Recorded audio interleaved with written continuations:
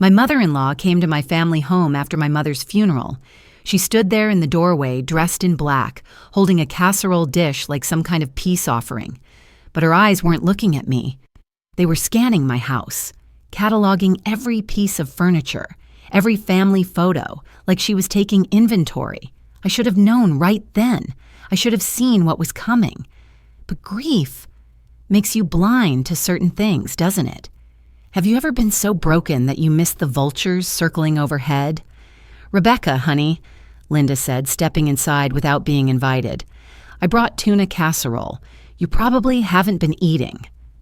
Her voice had that syrupy sweetness that always made my skin crawl, but I was too numb to care. My mother had been buried 3 hours ago. 3 hours and my mother-in-law was already here, already moving through my childhood home like she belonged. I watched her set the casserole on the kitchen counter, the same counter where my mother had taught me to make chocolate chip cookies, where she'd sat countless mornings drinking coffee and reading the newspaper.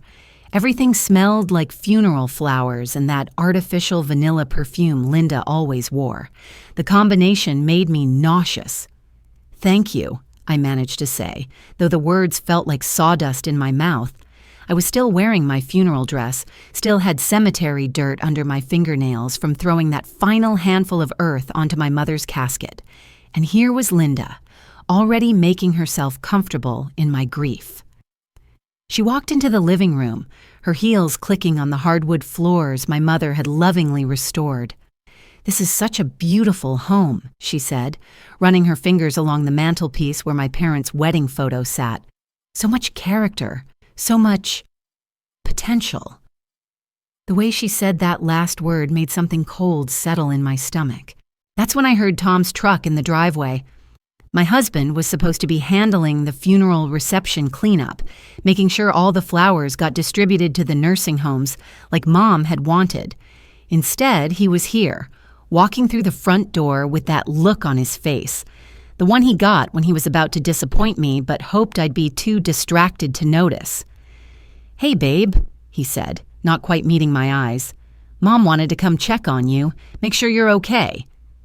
But his voice was wrong, too casual, too rehearsed, and Linda was smiling in that way that never reached her eyes. Can you feel it when someone's about to drop a bomb on your life? Because I should have felt it then. Linda cleared her throat and sat down on my mother's favorite chair, the blue recliner where Mom had spent her last good months reading romance novels and watching game shows. Seeing Linda in that chair was like watching a stranger rifle through my jewelry box. "Rebecca, sweetheart," Linda began, and I knew. I knew by the way she straightened her shoulders and folded her hands in her lap. "I know this is a difficult time, but we need to discuss practical matters about the house." My mother had been dead for exactly 4 hours and 13 minutes. "Tom is my son," Linda continued, "and as the man of the family, he should inherit this property. It's only right. It's only natural." She said it like she was discussing the weather, like she was telling me what we were having for dinner. Natural. Like there was some cosmic law that said my mother's house belonged to my husband just because he had a Y chromosome. I felt something crack inside my chest. Not my heart breaking, but something harder. Something that had been holding me together since the diagnosis, since the long nights in hospital chairs, since watching my mother shrink away to nothing. What broke wasn't sadness. It was the last piece of politeness I had left. "Linda," I started, but she held up her hand. "Now, I know you're emotional," she said, like my grief was some kind of temporary insanity. "But Tom and I have discussed this, and we think it's best if we help you transition. We'll move in temporarily, help you get back on your feet, help you find a nice little apartment somewhere." That's when Tom nodded. My husband, the man who'd promised to love and protect me, who'd held my hand through every doctor's appointment, who'd cried with me when we got the terminal diagnosis, nodded like his mother had just suggested we order pizza. "It makes sense, Becca," he said, using the nickname he only used when he was trying to manipulate me. "This house is too big for just you. Too many memories. Mom and I can take care of the upkeep, the yard work. You wouldn't have to worry about any of that." too many memories. Like memories of my mother were some kind of burden I needed to be relieved of. Like the 43 years I'd lived in this house meant nothing compared to the 25 years I'd been married to him. Do you see how they do it? How they take your weakness and use it against you? I stared at my husband, this man I thought I knew, and saw a stranger. You've already discussed this. When? When did you have time to discuss this? But even as I asked, I knew. During the funeral reception, while I was accepting condolences and listening to people tell me how sorry they were for my loss, my husband and his mother had been in the church basement planning how to take my inheritance. "We're just trying to help," Linda said, and she actually reached over and patted my knee like I was a confused child. "You'll thank us later, when you're thinking more clearly." More clearly, like grief had clouded my judgment. Like the woman who'd just buried her mother couldn't be trusted to make decisions about her own life. But I bit my tongue because I was tired, so tired I could barely stand. And because some part of me, the part that had been trained to be a good wife, a good daughter-in-law, wondered if maybe they were right. Maybe I wasn't thinking clearly. That night, I lay in my childhood bedroom staring at the ceiling where glow-in-the-dark stars still formed constellations my father had taught me 30 years ago. Tom was downstairs watching television, acting like nothing had happened, acting like he hadn't just sided with his mother over his wife on the day I buried my mother. I could hear Linda in the kitchen, already rearranging my mother's spice rack, moving things around like she was marking territory. The sound of cabinet doors opening and closing, the clink of dishes being relocated. She was erasing my mother from her own kitchen, one paprika jar at a time. That's when I heard Tom on the phone. His voice was low, but sound carries in old houses, and I'd learned every acoustic quirk of this place over 4 decades. He was talking to someone about making this as easy as possible, and she'll come around, and Mom thinks we should move fast. Move fast. Before I had time to think, before I had time to grieve, before I could figure out what I actually wanted versus what they'd decided was best for me. How long had they been planning this? How long had my husband been looking at my mother's house and seeing dollar signs? I got up and walked to my mother's room, my parents' room, and stood in the doorway. Everything was exactly as she'd left it. Her reading glasses on the nightstand, her medication bottles still lined up like tiny soldiers, the romance novel she'd never finish, bookmarks still marking page 247. Tomorrow, Linda would probably start boxing these things up. Tomorrow, she'd probably suggest we donate Mom's clothes, clear out her personal items, make room for Linda's things. The thought made my stomach turn. But then I remembered something that made me walk to my mother's desk and start opening drawers. My mother had been meticulous about paperwork.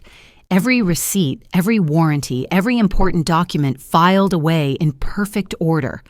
And somewhere in this organized chaos was something Linda didn't know about. Something Tom had never bothered to ask about. The will. The actual legal will that my mother had updated just 6 months ago when her diagnosis became terminal. I found it in the file marked estate planning, along with something else that made my hands shake. Insurance papers, receipts, bank statements, a paper trail that told a very different story than the one Linda wanted to write. For the first time since the funeral, I smiled. Not a happy smile. Something sharper than that. Something that felt like power flowing back into my veins. Because my mother hadn't just left me a house, she'd left me ammunition. The next morning, Tom came upstairs carrying 2 bed frames, not bringing them for storage, carrying them like he was moving in. He'd brought them in sections, trying to be quiet, but I was already awake. I'd been awake since 4 a.m., reading documents and making phone calls to lawyers and understanding exactly how wrong Linda had been about everything. "What are you doing?" I asked from the top of the stairs, and Tom jumped like he'd been caught stealing. We thought it would be easier if we set up in the master bedroom," he said, not meeting my eyes. "Temporarily, until we figure everything out." Temporarily. The master bedroom. My parents' bedroom. the room where my father had died 5 years ago, where my mother had spent her last nights dreaming about joining him. They wanted to temporarily take over the most sacred space in my universe. Without asking me, I said, "It wasn't a question. Becca, come on. Don't make this harder than it needs to be." Tom was using his reasonable voice, the one he used when he thought I was being dramatic. "It's just logical. Practical. Practical." There was that word again. Like love and loyalty and basic human decency could be filed under impractical and dismissed. Like my mother's memory was impractical. Like my grief was getting in the way of their logic. I watched my husband carry my mother's vanity mirror out of her room to make space for Linda's furniture. Watched him handle it carelessly, like it was just another piece of junk to be moved around. That mirror had been my grandmother's, passed down through 3 generations of women who'd sat in front of it getting ready for first dates and wedding days and funeral preparations. But I didn't say anything. Not yet. I just stood there watching him work, understanding that my husband was a stranger who happened to share my last name, understanding that Linda had raised a son who believed taking something was the same as earning it. By afternoon, they'd moved into my parents' bedroom completely. Linda had hung her clothes in my mother's closet and arranged her jewelry on my mother's dresser, like she was planting a flag on conquered territory. She'd even moved my father's cologne bottles to make room for her perfume collection. "This room has such wonderful natural light," she said when she caught me standing in the doorway, "perfect for my morning routine." My morning routine, like she was planning to stay forever. Like this was her house now, and I was just a temporary inconvenience. That evening, I cooked dinner for all of us. Pot roast, the way my mother used to make it, with carrots and potatoes and that secret ingredient she'd never written down but had taught me through repetition and love. Linda and Tom sat at my parents' dining room table, discussing their plans for improving the property. "The front yard needs work," Linda said, cutting her meat with authority. "Maybe we should consider removing that old oak tree. It blocks too much light." The oak tree my father had planted the day I was born, the tree I'd climbed as a child, where Tom had proposed to me 26 years ago, where my mother had hung a swing for the grandchildren we'd never had. Linda wanted to cut it down for better lighting. "And this wallpaper in the hallway," she continued, "so dated. We should modernize. Open concept is very popular now. Knock out some of these walls." She was redesigning my childhood, erasing 43 years of memories to make room for her vision of improvement, and Tom was nodding along like this made perfect sense, like my history was just outdated decoration that needed updating. That's when I realized they weren't planning to help me transition to anywhere else. They were planning to erase me entirely, to turn my mother's house into Linda's house and hope I'd disappear in the process, to rewrite the story so that I became the ungrateful daughter-in-law who couldn't appreciate their generosity. But I had something they didn't know about, something that was going to change everything, something that would wipe those self-satisfied smiles right off their faces.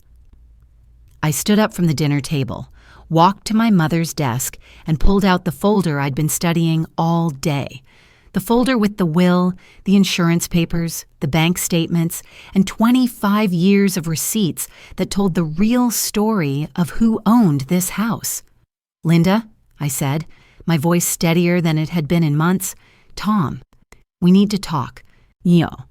They looked up from their pot roast, annoyed at being interrupted from their planning session.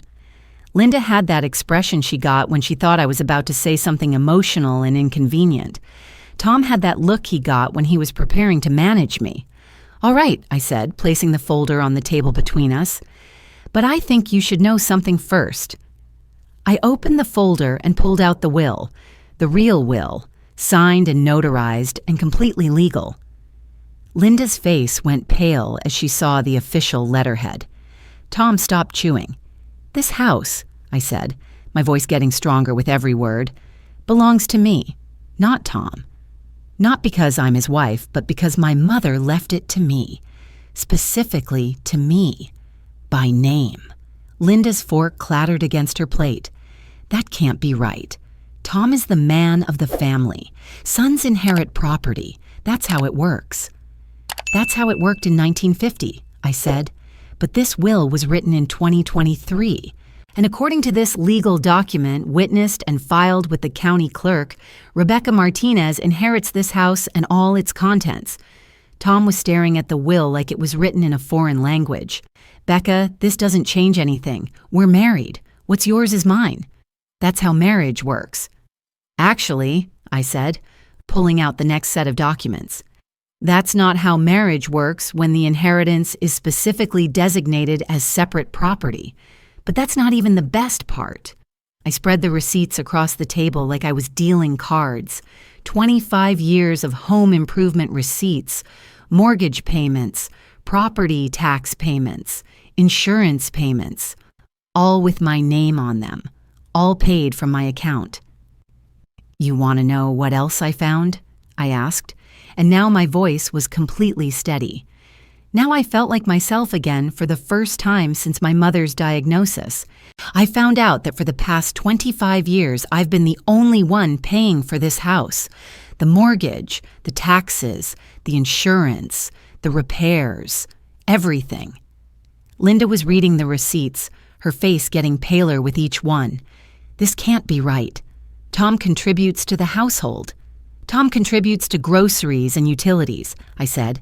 But this house? The roof we replaced in 2019? The new furnace in 2021? The kitchen renovation in 2018? All me. All my money, all my investment.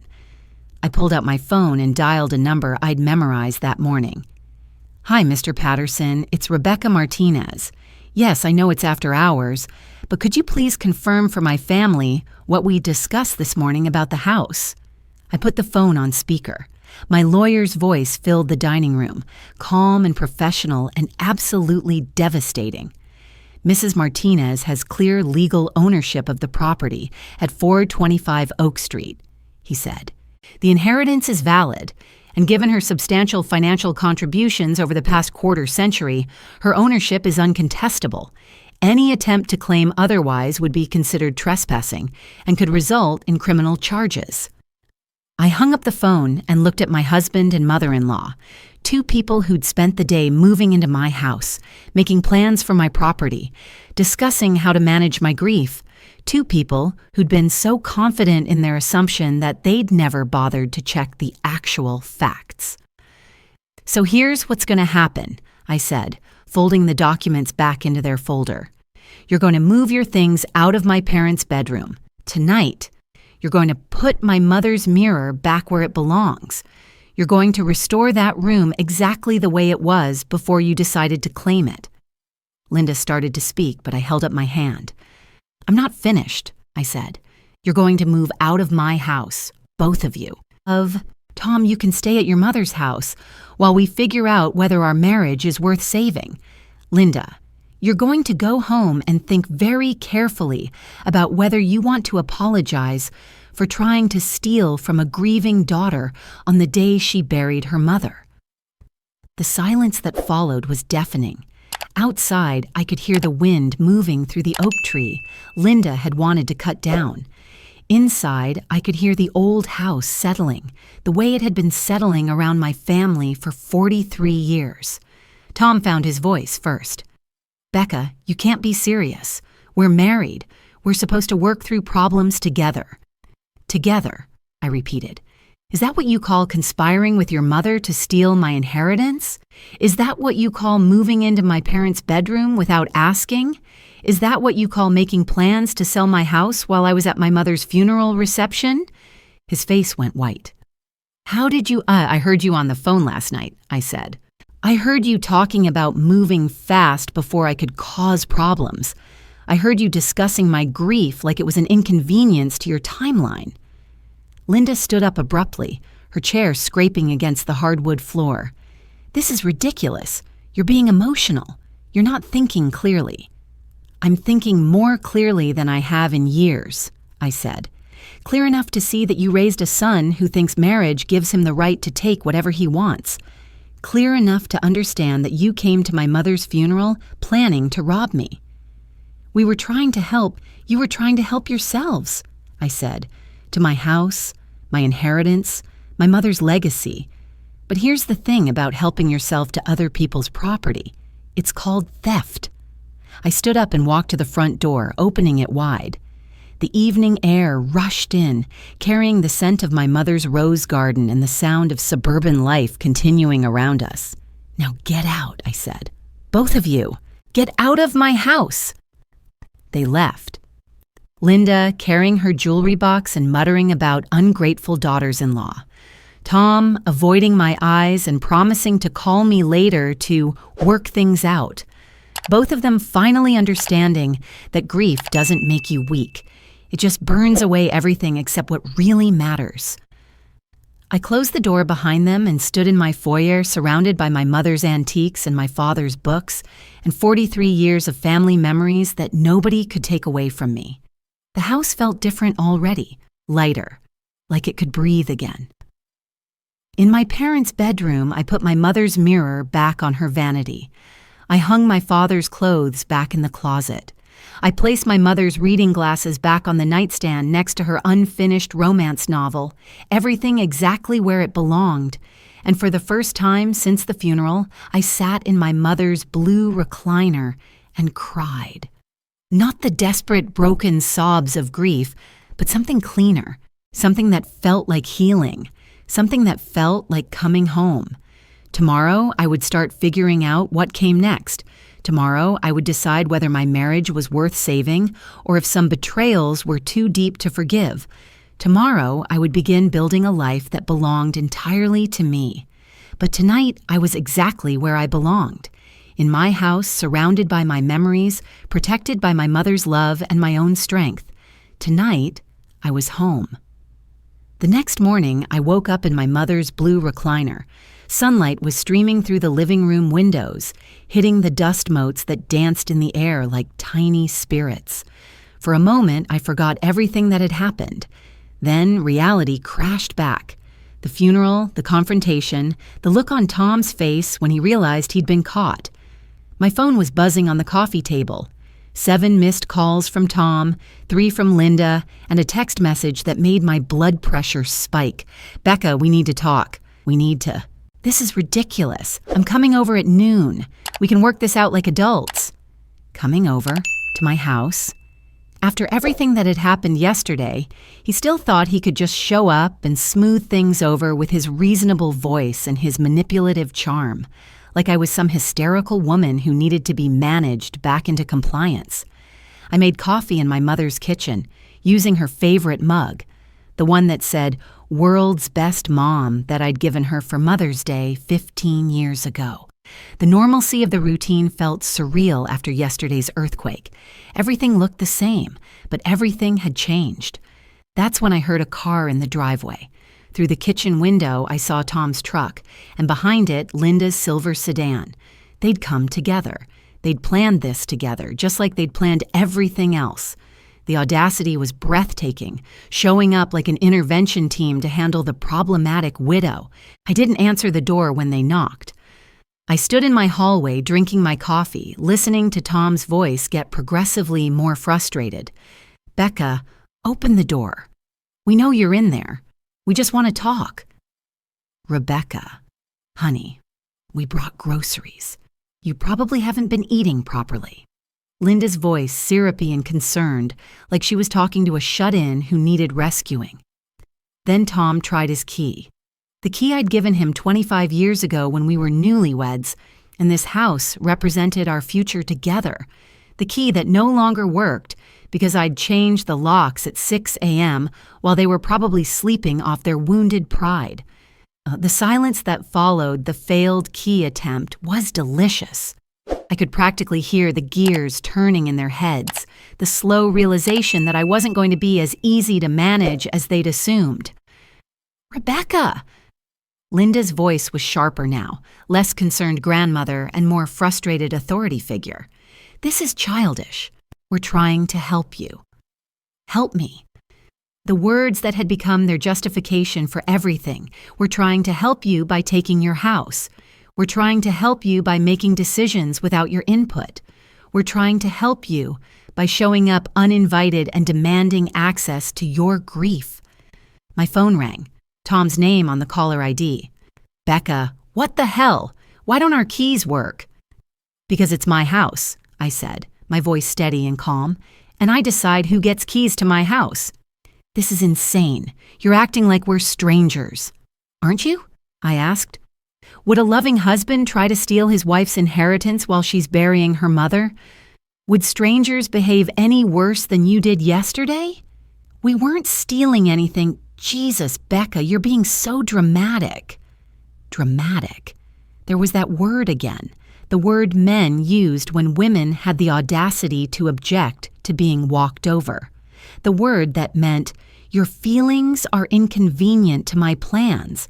"Tom," I said, walking to the window so I could see him standing on my front porch like a rejected door-to-door salesman.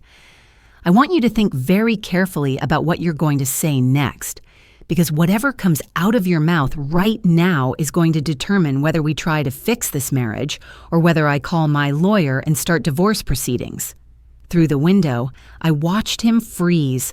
Linda was talking to him, probably telling him to be firm, to not let me manipulate him with ultimatums. But I could see the exact moment when the reality of the situation hit him, when he realized that I wasn't bluffing, wasn't having an emotional breakdown that would pass, when he understood that he'd miscalculated badly. "Can we please just talk face to face?" he asked. And for the first time since this whole nightmare began, his voice sounded uncertain. "Please, Becca, let me come inside.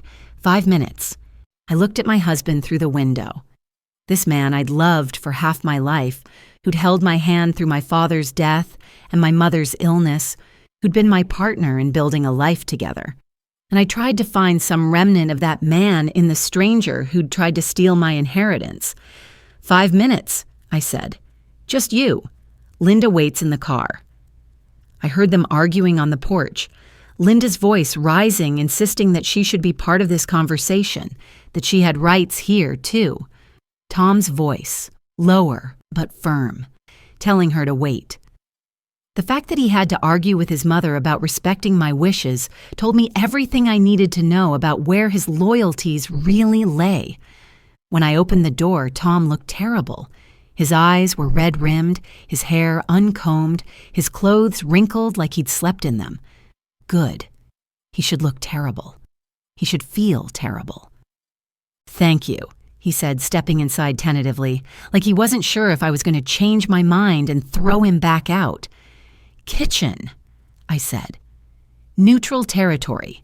Not the living room where we'd cuddled on the couch watching movies. Not the dining room where we'd had our confrontation last night. The kitchen where we could stand on opposite sides of the island like negotiators. "Becca, I'm sorry," he started, but I held up my hand. "Sorry for what, specifically?" I asked.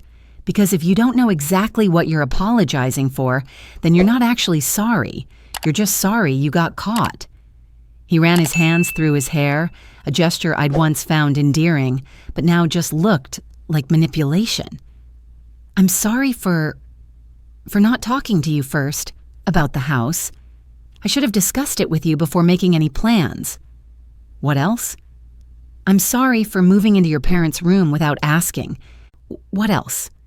He was quiet for a long moment, staring at the coffee mug in my hands like it held answers.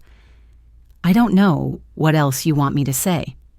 I want you to be sorry for siding with your mother over your wife on the day I buried my mother.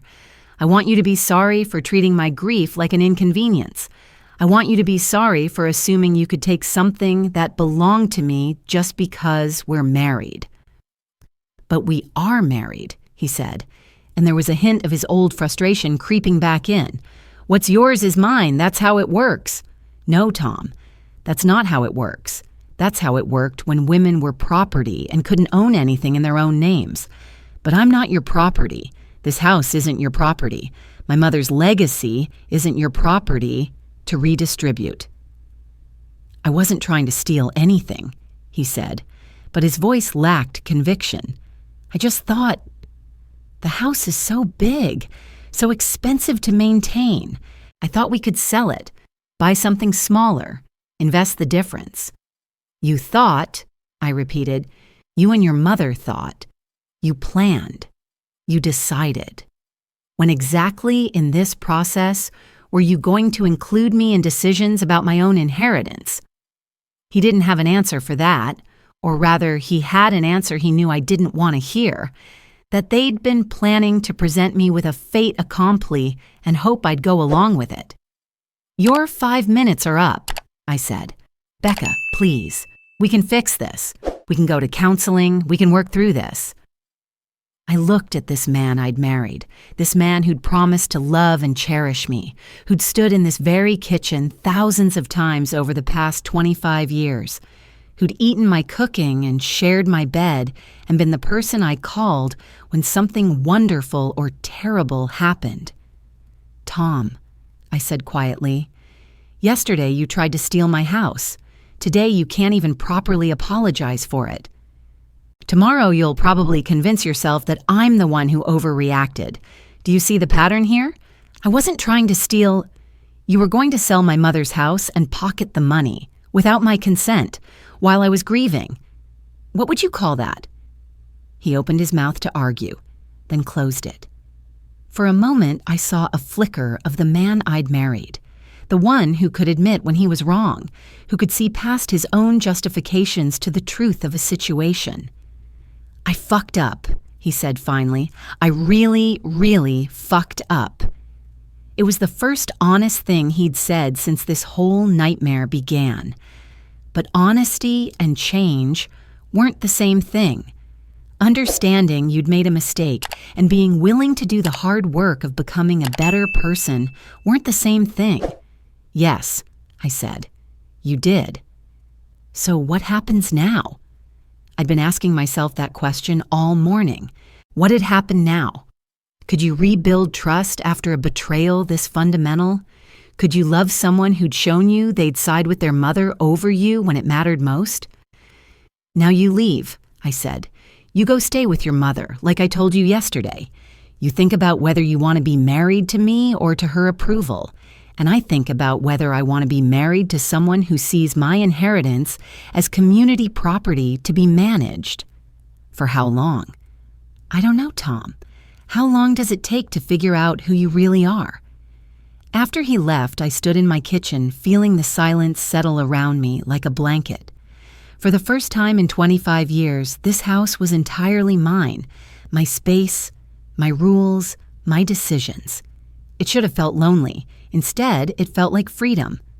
Over the next week, I learned how to live alone again.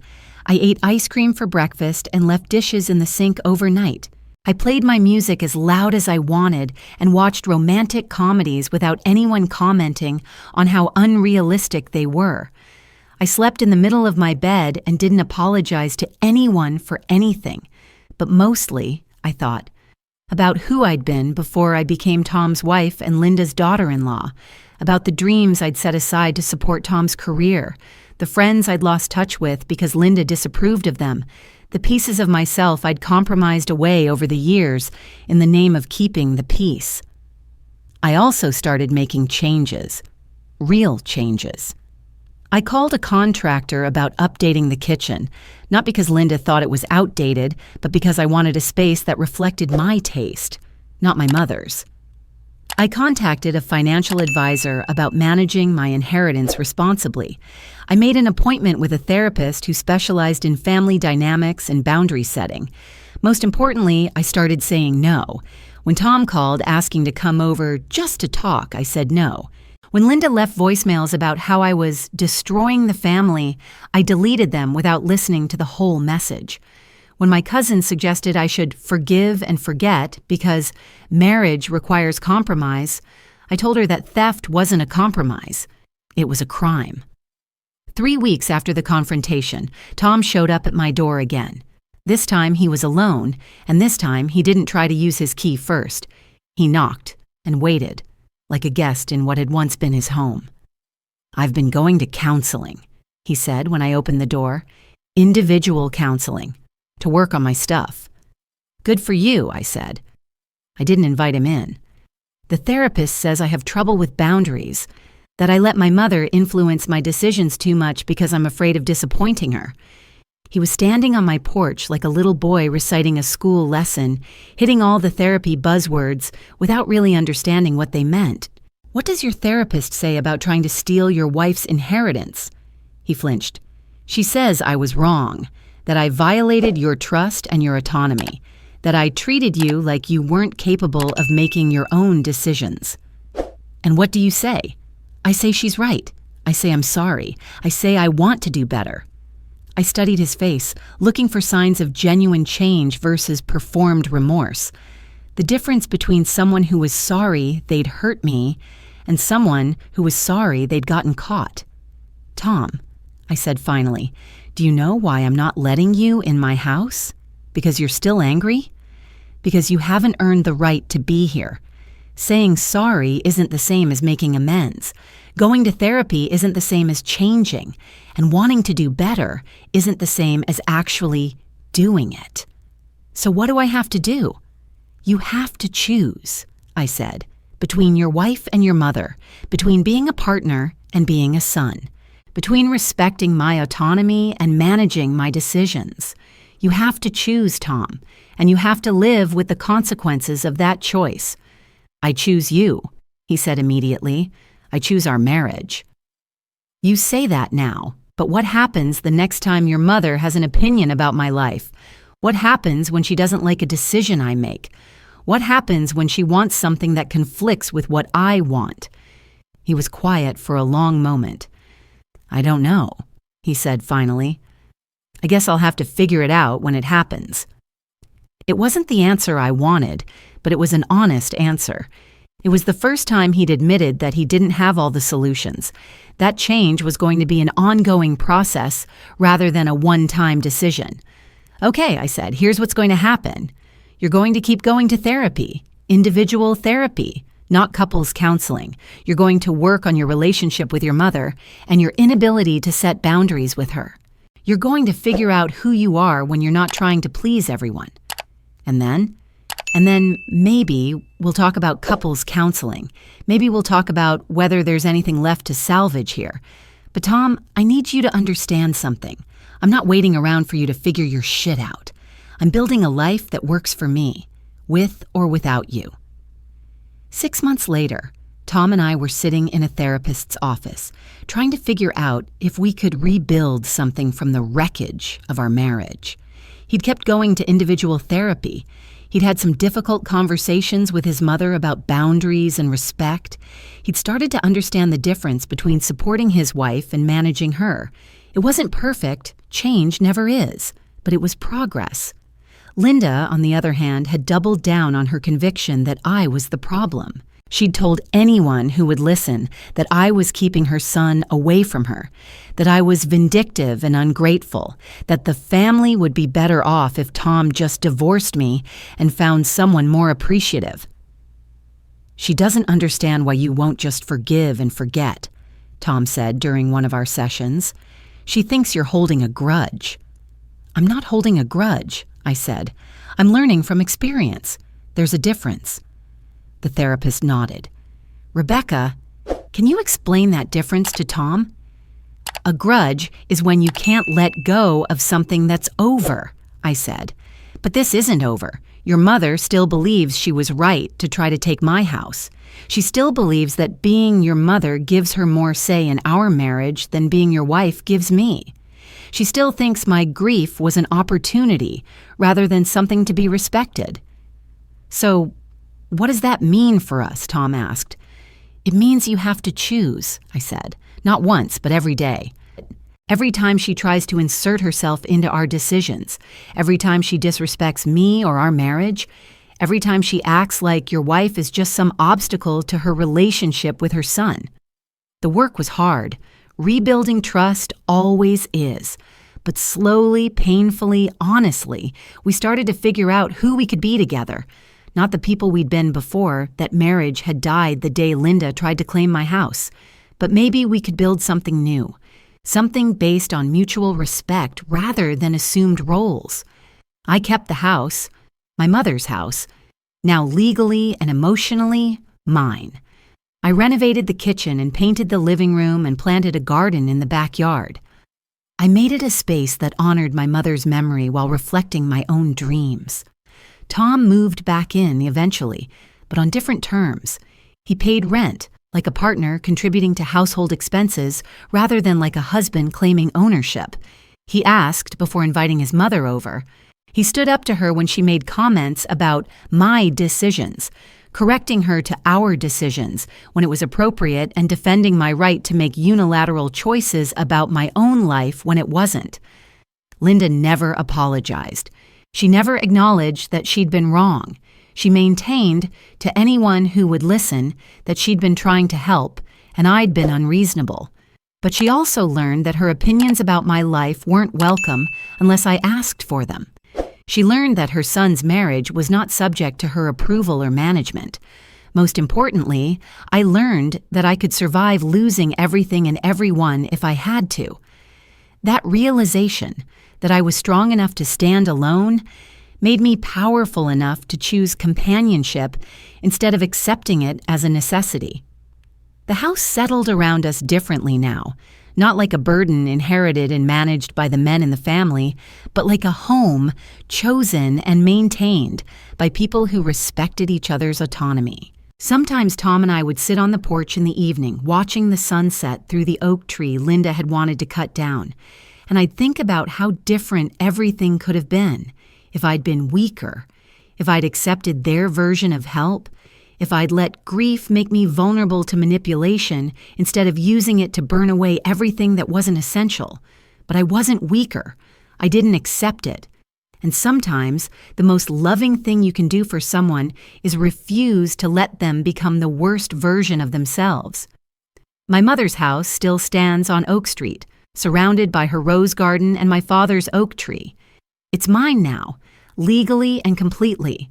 But more than that, it's home to a woman who learned that love without respect is just pretty packaging around control, and that's a lesson worth inheriting.